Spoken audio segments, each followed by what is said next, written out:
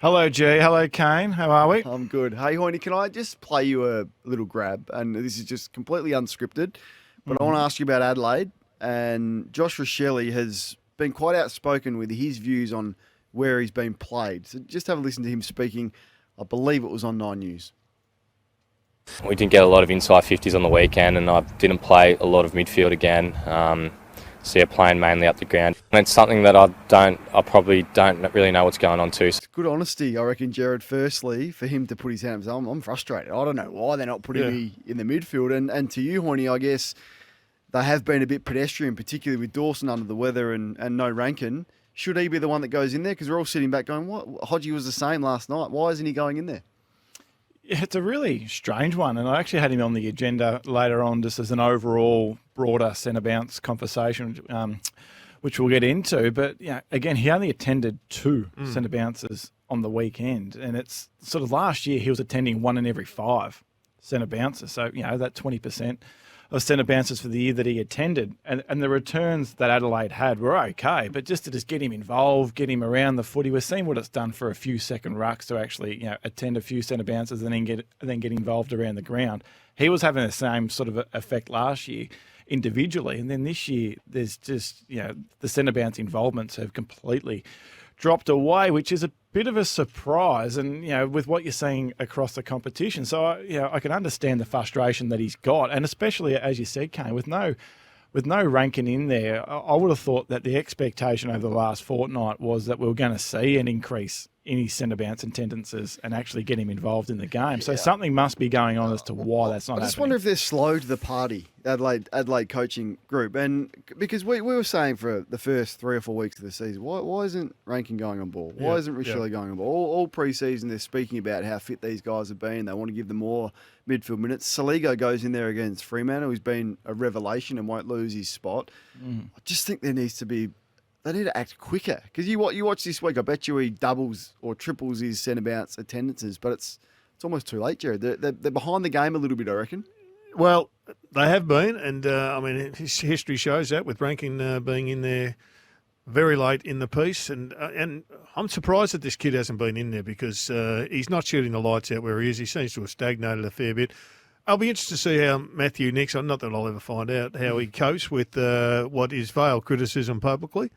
How do you think you'd handle that from Rachele? Because you don't often hear players speak that honestly. No. Like we obviously love it, but I'm not sure. Well, when I played, a coach would have hated it to question. No, there wouldn't be too many coaches like being questioned publicly by a kid who's not getting a kick. Yeah, so how would he But the deal kid with who's that? not getting a kick is, I think, basically flying, the flag. Help! I need some help. I can't become the player you want me to be, and the one I'm being criticised for not becoming.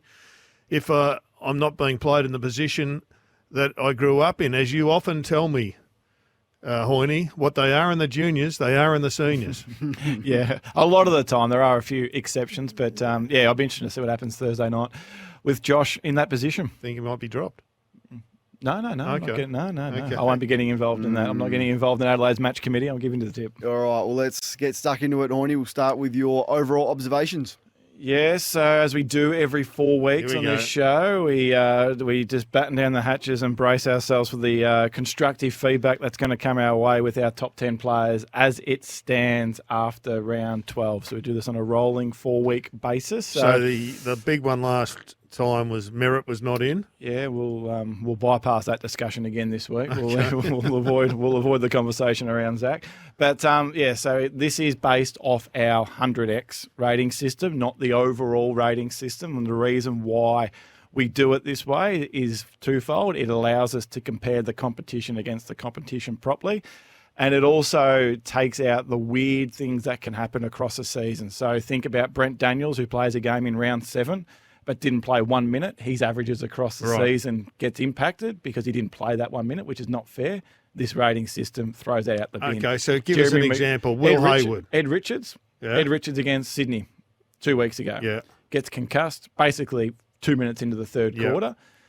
The fact that he misses the last 60 minutes of the game, this rating system, don't worry about that, Ed. Okay. We're just looking at the game time that you played and the impact that you had in that game So time. Will Hayward, he's a general forward. What would he be rated and rated Yeah, on. so then that's comparing him to the position that he plays. Yeah. So if he's playing as a general forward, you're meant to be averaging around about 8 to 9 AFL player rating points. If he's averaging 10, he's performing above expectation in that role. That's What's all. he averaging? That's all we're looking at, around about that mark as well. So it throws away all the weird things that can happen, and we can measure it properly. So if we work our way down, we're just going to do the top 10. So the feedback is going to come. Let's go from 10 up. Yeah. So Isaac Heaney, number 1 again. No, but the gap is shortening. And it's shortening quickly with Isaac. His last 4 weeks have been good, but they're nowhere near the levels that it was, and that was unrealistic for him to go at those levels that he was performing the first 8 weeks. So still number one. Still number 1, but now has a group that he's charging harder. Question without notice. Who do you reckon is number 2, Kane?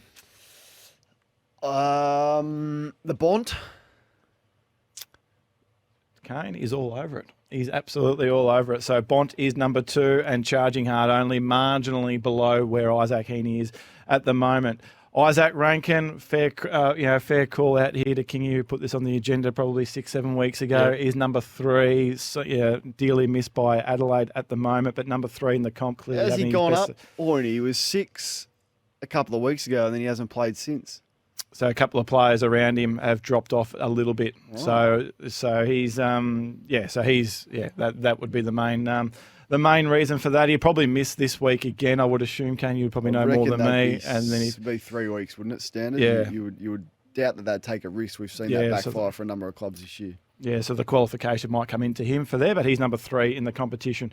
Christian Petrarca's actually having his best season in 4 years. He comes in at number 4 at the moment, going along extremely well. Which actually is a bad thing. Or I'll get into the Melbourne a little bit later on. It is actually a bit of a concern.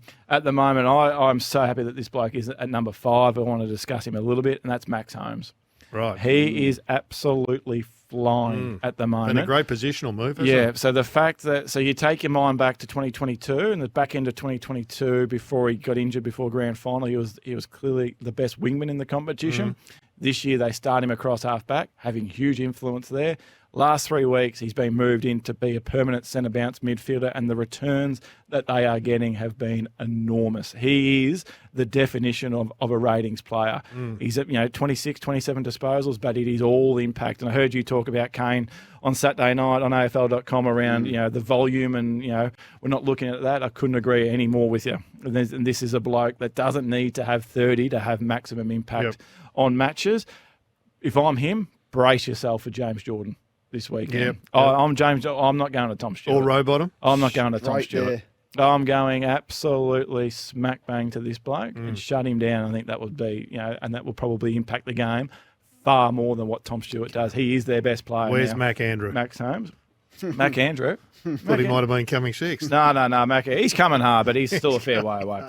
Probably a bit of a surprise here is Aaron Norton. So Aaron Norton coming in at number 6. His work at highest ever rating. Highest ever rating, Aaron Norton. His previous highest was 33rd in the competition. So his work at ground level this year, clearly better than any key forward in the competition. We talk about accuracy a lot. Accuracy in front of goal this year has been a huge strength for his this year. So well done there. Nick Dacos is coming in at number 7. We talked about him 4 weeks ago. He was coming with a bullet. He was inside the top 20. He's coming with a bullet even harder now. How much did his game the week before cost him with his inefficiency with kicking? The fact what he did from a ball winning perspective was still enormous. Okay. So that actually the fact that he was just so dominant there still held him in really strong regard. But what he did, and I'll get to what he did later on against the Dogs. He's coming with a bullet. 4 weeks time, I would expect him to be probably to be top 3 in the competition. Matty Rao, number 8. Really like what Gold Coast have done with Rao over the last couple of weeks. It's sort of his profile over the last 3 or 4 weeks is starting to change. We've always recognised him as being a 60, 70, 80% contested possession winner. But over the last month, 3 of his 4 games, he's almost been that 50-50 split between contested and uncontested possessions. And then on the weekend, game high 9 score involvements in a really tight game of footy. So it's just good to see him evolve, I reckon. Still being really strong in contest, but changing his profile mid-season. So hats off to Matty Rao there. Max Gorn, that is, comes in at number 9. So he's having his best season in 6 years at the moment. Clearly, further cause for concern. Yeah, that is the other cause for concern. And then rounding out the top 10 is Nick Blakey. So Nick Blakey, he's I think 4 weeks ago he was number 4, number 5. So he's one of those players, Kane, that is dropping a little bit, and the reason why Isaac Rankin is boosting himself despite not playing in that time. A couple of honourable mentions, which will probably get hit up on the text. Chad Warner is just outside the top 10, sitting, where is he? Sitting 13th in the competition. Caleb Sarong sitting 12th. Paddy Cripps sitting 16th. So just fractionally outside that top 10 group. There's your top 10 as it sits. Heaney, Bontempelli, Rankin, Petrarca, Holmes, Norton, Dacos, Rao, Gawn and Blakey, with some love for Warner coming hard and Sarong at 12. 0433 98 11 16. Probably don't need to give you an invitation to give Horny some feedback on that. But who are you surprised by, and who do you think is unlucky not to be mentioned in the top 10? Of course, it is a pretty elite group. Horny, should we get on to your 7 main talking points, and we'll start with the Blues and their performance so far? Yeah, so we'll just get into Carlton and what they did on the weekend. And this might sound a bit strange. I reckon that was the best version of Carlton that you can see, and I reckon that we've seen potentially under Michael Voss. Was that because of their balance in their scoring and how they scored? Spot on. And we have talked a lot about Carlton on the show, and fair enough too. They're going to be a contender. They're going to be right up there. But the way they did it against Carlton, that is the profile that, if that continues, that is going to be the reason as to why, potentially along with Collingwood, that they're going to be Sydney's number 1 challenger this season. So do they go into a grand final if they make it with 1 ruck or 2? You know where I sit on that. Yep. I sit on the 1 ruck conversation, but others disagree, and that's fair enough. That's why it's a good conversation to have. But so clearly everyone can remember what they did in the last quarter. Unbelievable, 7 goals from stoppage, 43 points, most by any team in 10 years in a quarter. The fact that they actually lost first possession in the last quarter, so Port Adelaide actually had their hands on it more than what Carlton did at stoppage. But the hunt from Carlton in that last quarter to lose first possession, but then to be dominant in clearance was just so impressive. Yeah, Name names outside of Cripps. Blake Acres' last quarter. He was actually the highest rated player on the ground in the last quarter. Kicked the goal, 10 still not touches, really impactful. Full recognition, I think, Blake Acres. But take your mind back to the first 3 quarters. That's what I want to get to. So you're playing away from home against good oppo on their home deck, big game, 3/4 time. I don't know what you guys thought, but sitting back, they had the game. Looked like to me they had the game completely under control. And then their midfield can then go to work, explode from stoppage, and then that's the cream on the cake. But they don't get that unless their profile is what it was at 3/4 time. So they're -5 at clearance at 3/4 time. They're -5 at contested possessions. They're -15 at points from clearance. But they're +5 goals in the turnover game. Right. People keep talking they've got to be contest and clearance, and I get that. But that there is the profile, because we know that Carlton can do what they did in the last quarter. We know Cripps can explode. We know Walsh can explode. They'll get Chera back. They've got a dominant midfield. 17 of 18 premiers have been top 3 in the turnover game. 17 of 18. Not 17 of 18 have been top 3 in the clearance game. 17 of 18 being top 3 in the turnover game. So to completely own that, they came up against the second best ball movement team in the competition. For three quarters, Port Adelaide went from D50 to forward 50 9% of the time. They usually go 25 to 30% of the time. So they locked down on Houston, and they locked down on, who's the left footer? Farrell. The vision that Kingy showed on first grade was superb. That's fantastic. Port Adelaide started with the ball from turnover 44 times in 3 quarters. Pretty low. They kicked 2 goals. Completely shut them down. And 31 entries Port Adelaide generated, and Port Adelaide are a territory entry-based team. That's the profile, if you're a Carlton supporter, that will challenge Sydney later on this year. Then the ability to add the cream on the cake, which is the stoppage game. I don't want the stoppage game to be the reason why you win it. Yep. I want the stoppage game to be the cream come a prelim and come a grand final day. But the system to shut down the 60% component of the game was superb. And I just wanted to, before we move on from Carlton, want to give Nick Newman a little bit of love.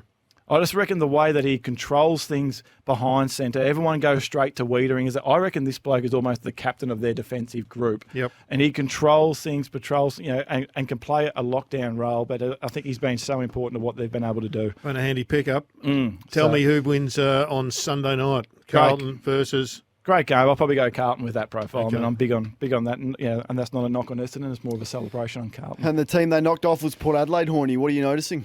Yeah, so they get to their halfway stage of the year. They get their bye now, reassess. Port are what they are. They are the best pressure team in the competition. They invest their numbers at stoppage. They're one of the best clearance teams in the competition, third best in the competition. They're aggressive with corridor. We know all that. They move the ball well, albeit against Carlton they struggled to do that, and they want to get the game their forward half. It's very simple. But we keep talking about the 60% of the component, and that's what happens outside of clearance. And you're big on this, Kane, with what the Hawks are doing outside of clearance. Number one, ground ball team in the competition outside of stoppage. Port Adelaide, they are the worst team in the competition on the deck outside of stoppage. So You spoke about this earlier in terms of their D50 as well. Shocking ground ball team inside D50. So is it basically across the board? It's right across all all three. three. Too tall in defence? No, it's right across all 3/3. Okay. All 3/3, they're bottom six in this area of the game. We talk about the turnover game. We just lauded what Carlton do in the turnover game and what they did against Port Adelaide. Port Adelaide are mid-table. The mid-table turnover game profile is not going to get it done.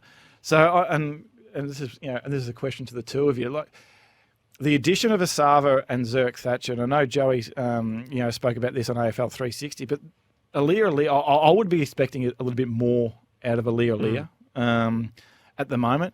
Off the 100x rating system, he's actually Port Adelaide's second lowest rated player this year. Wow. And I was expecting him to get numbers back to what he was doing in 2021, where I'm not sure, I think he was All-Australian or thereabouts in that conversation. But the impact that he's having from his intercepts is 16th in the competition. If I'm Port Adelaide and I'm investing in the Asava and Zerk Thatcher addition, I'm wanting that to almost be, I would have thought, a top 4, top 5 player in that aspect of the game. And you're not getting that at the moment. So how do you get him going, and how do you get this work outside of stoppage going? If that profile doesn't change outside of stoppage, they are going to, they're going to be what they are. Yeah. Come 12 frustrating weeks final side who never quite. They might make finals. Just they might win a not good final. enough. You're big on that, aren't you? You I just don't think think they're good enough. good enough. No, I think they're 6 to, maybe 5 to 10, somewhere in that range. You're right. Maybe win a final, and that's probably best case scenario. But I think when it comes to prelim final weekend, I think they're going to fall short. A lot of people texting through wondering when you're going to solve the demon riddle. We'll get to that down the track. Western Bulldogs. Yeah, so I just want to celebrate what the Dogs did on Friday night, in particular. So their work at stoppage on Friday night was something that we've never seen before in our 25 years of actually doing, and taking all the data. So -9 in first possession. So Collingwood had hands on the ball 9 more times first at stoppage than what the Dogs did. But then the Dogs to actually strip them and win clearance by 17. Without Libba. That sort of flip has never been done before in a game of footy. Gee. So to be -9 first possession, but +17 in clearance. And it's more of a potentially a bigger picture conversation or a short-term conversation around Collingwood as well. So whether or not the Dogs looked at Dacos and looked at their injury list and going, this guy is their midfield with no Pendlebury, with no Mitchell, with no DeGoey, he's going to be the hit 2 player. Yep. And the vision that Kingy showed on 360 last week clearly shows that that's what Collingwood are doing. They're going for him. So for Dacos to have 25 first possessions, and you mentioned this on Saturday night, Kane, world record. Never seen that before.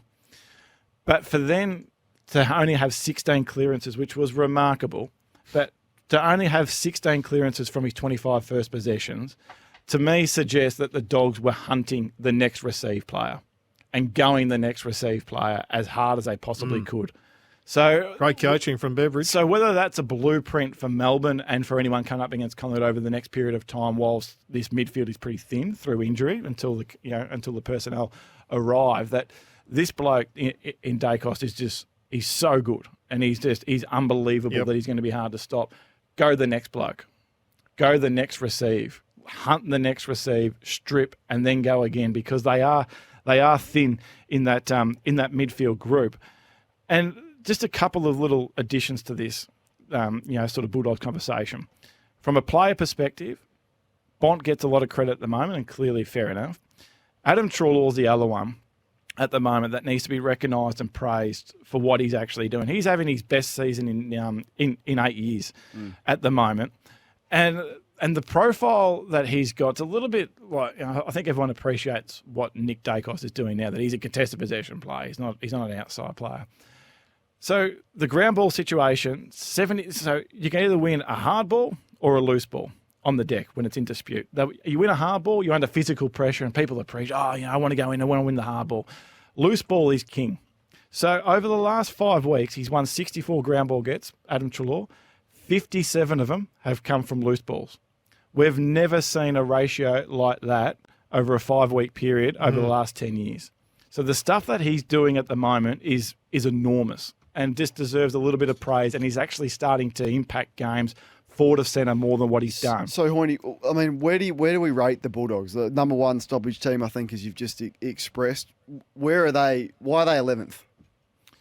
They're 11th because they've had a couple of disappointing losses, especially against Hawthorn. I thought the Hawthorn loss early on this year was probably their worst of the season. They had a disappointing quarter against Melbourne, the fourth quarter, where that actually got out of hand. Inaccuracy against the Swans. But they were good against the Swans. I thought they were okay against Geelong over in Adelaide as well. So there's not, and their percentage, and percentage doesn't lie. So so they have a percentage of 120. Their profile is a profile at the moment where you look at it and you take the win-losses away and you go, if this continues over the season, they're potentially going to be in that conversation as a prelim final team if they can maintain what they're doing. Like the other teams in the competition, other than Sydney at the moment, they do have a couple of little concerns that they do need to focus in on, and that's their D50, which is starting to just become a little bit of a watch at the moment. So over the last 6 weeks, been the 5th easiest team to score against when the ball's gone in, and there's been no easier team to beat in a one-on-one contest than the Dogs over the last 6 weeks. You can't, though, take away at that point in time 4 or 5 weeks ago the best ground ball interceptor in Ed Richards and expect nothing. There'll be no pushback. Yeah, to give up a little bit. Yeah, and he's been unbelievable in terms of what he's done in the midfield. So hats off to there. As I said, I would have kept him down back. Still interested to see how that plays out over the next period of time. All right, Riley West is fronting the tribunal at the moment. The jury is deliberating on that one. Hoyne, as we go to have a short breather, what is the clue for Guess Who tonight? So this is an individual from the weekend, a highly decorated, one of the game's best players that we've seen over the last 10 years. He had 20 disposals on the weekend. It was the most impactful 20 disposal game of his career.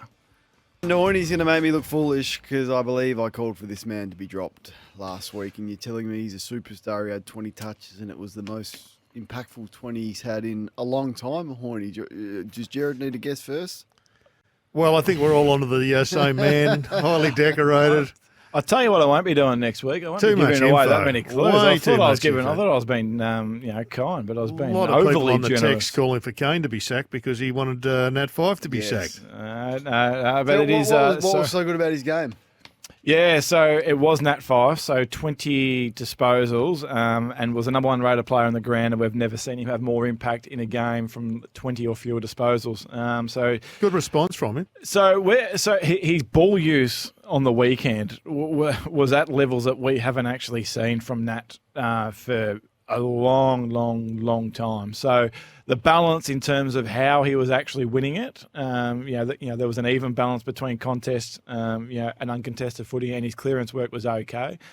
But the impact that he was actually having from there, like his impact with ball in hand on the weekend was the third best of any player for the round. Yeah. So we're talking with Nick Dacos and Marcus Bontempelli with what he actually did ball in hand, which in all fairness to Nat, that's sort of not really been his strength across his career. So if he can keep going at that rate and have that much sort of impact and care with ball in hand, we might be seeing a different version for Freo, and one that can hopefully take them a little bit further as the year goes on. So summing up for Freo supporters, happy Fife, happy life. Happy, yes, very good. My dad told me that, didn't he? Yeah, he told me that when I got married a couple of years ago. But just before we leave the Nat 5 conversation, I just want to get into the Freo overall sort of conversation at the moment. So they're sitting there at their bye at the moment, halfway stage of the year, and they're going to be an interesting watch at the moment. So you just talked before, Kane, with the Dogs sitting 11th and a percentage of 120 or thereabouts, and Freo have got a very similar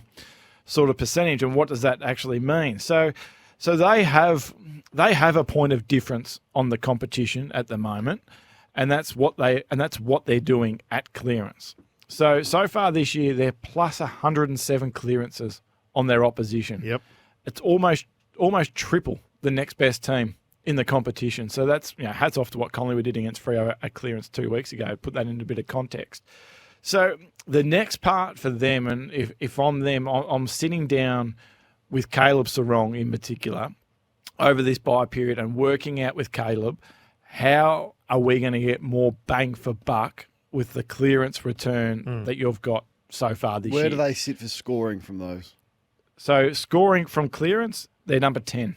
Okay. And they're 13th at turning a clearance into a score. So they've got to start getting more bang for buck on the scoreboard from this dominance. Why do you think it is? Does it show up numerically? So we talk about Caleb, right? So he's the number one clearance player in the competition so far this year. 93 clearances he's had for the season. Going to put him into the category with Nick Dacos in the same conversation as Nick. So Nick's had 89 clearances for the year. So pretty much, pound for pound, very similar. Collingwood have scored 34 times from Nick Dacos' clearances. Fremantle have scored 19 from Caleb. That is a big gap between arguably the two best clearance players in the competition. So does he exit by foot or by hand? There's a little bit of both in that. But I just think that this conversation with Freo, this is what I'll be focusing in on if I'm them over the next 10, 12, 14 days to whenever they play the Bulldogs, their first game after the bye. Clearly a point of difference in their raw clearance return, but how do you get more bang for buck? Because the returns that Nat 5 and Brayshaw are generating for Fremantle off their clearance work, that's fine. That's not an issue. It's just how do we get more out of Caleb? And if we can get more out of his returns and get him on a level that Nick Dacos is doing at the moment, what that can do to their profile can potentially significantly change what they're doing offensively. Because defensively it's strong, but how do they get more bang for buck out of what's actually happening at stoppage? That's where I'll be going to town. Just a point on Fremantle, Kane. Everyone sort of keeps talking about their forward setup, and the three tools I think they're going pretty well, but they have got another one, and they started off with him in the front half at the start of the year, and he's an unbelievably good player in Brennan Cox, who people just seem to have forgotten about now. I'm not sure if he's coming back this year, but he's either going to go back as he's nearly all Australian centre half back or key defender, but he's also potentially a fantastic forward. So they've got some more good problem artillery to have. there. I think he's signed for 7 years as well. Yeah. So they're in him for the long haul. There was a lot of interest from him in the South Australian clubs, clearly, but he stitched up at the Dockers, so good problem to have. And they came into the year as the second youngest squad. Look at that today. To think they're in this position. There's a flag there. They just got to get it right. Now, they just got to get it right. As do the Hawks, who are also building nicely, Hoyne. Yeah, so I just want to give a little bit of love to Mark McKenzie and recently Mark Finnegan and the list management team at Hawthorn. So, we've talked a little bit on this show recently, in terms of, their evolution as a team and how they're evolving, constantly. But I just want to talk more around the 23 players that they had out on the ground on the weekend against Adelaide, and their list and how clever and it's actually been in terms of putting this together. So clearly, a couple of years ago, they decided they're going to go down the rebuild path, and they're going to go hard, and they're going to go young, and they copped a lot of criticism for it. We've been there, we've done that. But on the weekend against Adelaide, they only had 3 top 20 picks out there, and that was Day, Weddle, and Cam McKenzie. They had 4. They had 4 picks that were taken 40 plus, so gems in the draft that you just probably consider as bonuses. So Hardwick, Dylan Moore, who's absolutely flying, obviously. Warple's having a great year, and Sicily's a star. So tick, tick, tick, tick. Well done. But then the creativity for me has come at the trade table in October and what they've done. So on the weekend, more than a third of their team has come from an opposition squad. So and this doesn't include Lloyd Meek, who is their number one ruckman now, and we've spoken about him quite a bit on this show. So if you think of Jarman Impey, Jack Scrimshaw, who's flying at the moment, Chol, D'Ambrosio, Sam Frost, Jack Ginnivan, Jack Gunston, and Carl Amon. So the Gunston one, a little bit here, but they got him 10, 12 years ago from another team that you mentioned a little bit earlier on Kane. None of those players, and Lloyd Meek included, so 9 if you include Meek, none of those players has cost this footy club a top 20 selection at the draft table. None of them. Creative. If you're going to purely go to the draft to do a rebuild, you're there for 6 years. Yep. But for them to do it in a different way and get creative and to have a third of your team, more than a third of your team, that has been acquired through clever additions that you haven't given up draft capital for, is a massive tick to what this this management team have done and what the coaching group have done as well. I love this, Hoyne. I think you're onto something here. Like, we look at and we spoke a lot about what Collingwood did for the premiership, didn't we? And the players that they added, which they didn't really give a lot up for at the end of last year. We've seen what Sydney have done this year. They didn't give much for Jordan, much for Grundy, Adams. None of them are top 20 picks. And now we're seeing Hamling in reserve. Yeah, what Essendon have done, they didn't give up their picks to get the 4 players that they brought in. And you're speaking about Hawthorn now. It's a different level because you're rebuilding and the youngsters are the priority, but they can't do it all alone. So what would your advice be to, I don't know, St Kilda? Yeah, the Saints, North. I mean, North have probably tried to do that in a roundabout way. Adelaide, like they feel like their depth is just not quite there at the moment after a couple get injured. Yeah, I think it's a whole club. It's a whole club thing. So clearly, Sam Mitchell knows what he wants and knows, like the John Newcombe one. For Sam Mitchell to know what he was doing at VFL level and we're just going to go get him and draft him, through the preseason draft, sign him up, and now you're getting, the benefits out of John Newcombe. It's easier said than done, I think, because you got to be, you got to have that appeal. And they've got to be there. The players have got to be there. Yeah, you've got to have that appeal as a footy club, and clearly, with what Hawthorn have done, whether that's Sam Mitchell and the bit of stability behind the scenes, potentially could have helped this situation. But you've just got to be creative and identify what's out there to actually try and elevate and quicken up this rebuild, because the Ambrosio's that's why it's just going to be interesting. And we spoke about this, Kane, 2 weeks ago around Richmond. So this is going to be interesting for Richmond. Have Richmond still got the appeal as a footy club where, I want to go there. I want to go there, and I'm happy to go there because they are a big club. They play in a couple of big games. They play on the MCG. Can Richmond, sort of emulate what Hawthorn have done to fast-track things so it doesn't take 6 to 7 years? It might take 3 to 4 years to actually fast-track it. And we're not looking potentially at Hawthorn, finishing top 6, but I think everyone can see that it's building, and it's building nicely. So D'Ambrosio, is he the number 1 rated winger at the moment? Yep, flying. And they gave up pick 61, the future 4th round for him, Kane. That's good buying. Great pick. That's good eBay. It's good business. It's good business. But you're right. Even Matty Lloyd said last night at Footy Classified, it's an attraction piece now. Like, players would love to go and play there, and the crowds will build at the MCG, and they'll be rewarded with their fixture that they haven't been in the last couple of years, and it looks pretty attractive, and you'd like to play for Sam Mitchell. Righto, Horny, let's get into it. Angry from Ahmed Ali. He's sitting out there. He's in the Tesla. He's very concerned about what is happening with his footy club. Give us some hope. Well, yeah, it's hard at the moment because you look at their profile over the year. We're not getting sucked into a one-off result that happened against Freo. We don't do this on this show. We more look at the trends and what's actually happening across a period of time. We're looking at what's happened so far across the whole 2024 season. I've spoken about this a bit throughout the year. They've completely lost what has been them for the last 3 or 4 years. Number one contested footy team in the competition for 3 years in a row. They're now 12th in the competition. Number 2 territory team in the competition for the last 3 years. They're now 15th in that.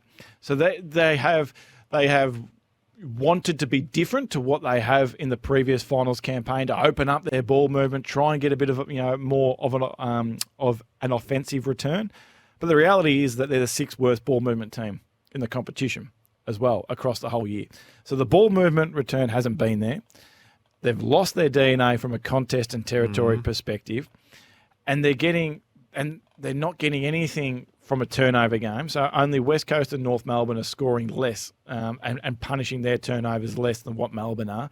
And then defensively, they're mid-table in defending the turnover game. They have not been that version for 4 years. The reality is it's the first time they've been in the negative from a contest and territory perspective for 9 years. Why is it so? Is it trying to emulate the Richmond model with McQualter going there? I think that there's a bit, I think, you have to give them a little bit of credit for trying something early on in the year where you have, the ability to have a look at what works and what doesn't work, and then you can revert back to what you know. So clearly that was sort of having a look at a different ball movement system. But then the individuals. So Harrison Petty at the moment, plain and simple, is just not working. Yeah. He's the lowest rated player in the competition this year. Probably gets a spell this week. Stephen May's having the worst season of his career. He looks a bit injured. Yeah, and he might be. And absolutely he might be. And that's, we don't know that. All we're doing is judging performance. So if you're going to, I could see why Bucks made that commentary if you looked at him. I'm not. I'm steering clear of that. There's no data around that, so I'm just. I'm steering clear of that. And then Oliver clearly is having the worst season of his career. So 2 of their most important players are having the worst season of their careers, which is why it's just so much onus on Max and Christian Petrarca at the moment. 2 top 10 players in the competition. Outside of that, and probably outside of Alex Neil-Bullen as well, there's not much that's going right from an individual sense and from a team perspective. So we're not just jumping at shadows based off what happened against Fremantle. This is the bigger picture conversation, and it's going to take a lot for this to change, for them to get back into premiership, sort of contentions later on. Can you do it within the space of 10 weeks? I'd be very surprised. I just don't think there's a click of the fingers and all of a sudden this, everything changes, very quickly. It can change gradually, but very rarely, at times you've seen it, but I'll be surprised if it does. It could, but I'll be surprised if it does.